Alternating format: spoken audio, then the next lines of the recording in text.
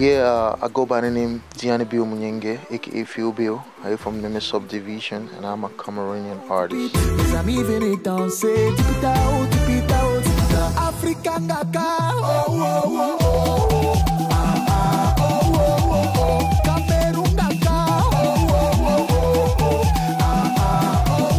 Yeah, I started music. That was back then in Boya.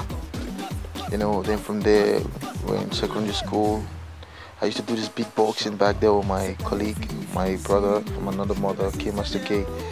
And from there, I decided to travel to Nigeria, where my mom was. That's where I studied more about production, because then we never had enough funds to, pay for studio, sessions and all this stuff. But I decided to go study music production. Then later I came back to Cameroun, where I decided to get into music full-time, professional. That was in 2008.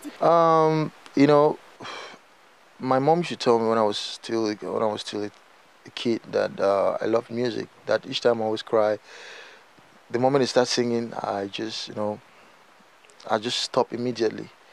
And from there, when I got into the picture, seeing how people appreciate my music, my productions, and doing our first single, that was Honeymoon, the impact that it created all over English Cameroon and some parts of Nigeria and Ghana, it was actually, it actually gave me that drive that, okay, what I'm doing is actually good, because of the positive vibe, the positive comments, the love that we received from fans and everything, everybody saying Phillbill everywhere.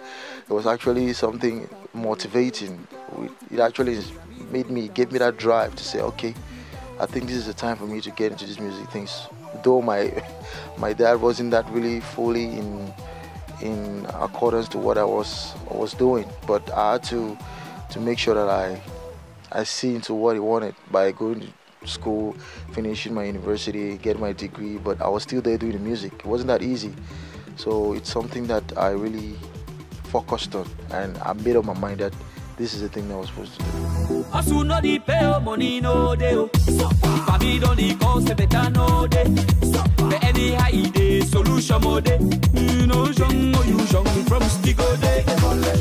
The fact that I came up with something I call Afro Bicosa.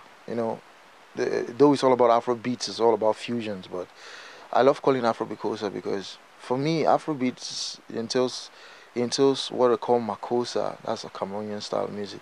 Because what Nigerians do, what South Africans do, I call it Makosa. So I think it started from me here in Cameroon.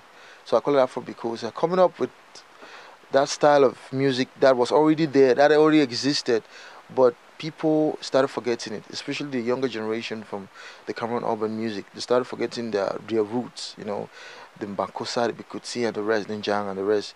So I felt like, okay, let me bring back this thing, but I tried to bring it in contemporary music and trying to create that style of music and coming up with the first, let me just say, specimen, yeah, something like that.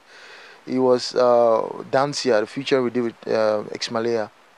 And the way people received that song, it actually made me to be really, really confident. And I stood by what I was doing, because it had a melange of Bikutsi, Bentikin, Afrobeats.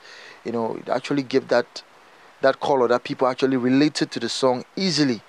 And that particular moment, I was so confident. I was like, okay, this is the thing, this is the future. And up to date, I'm still doing it.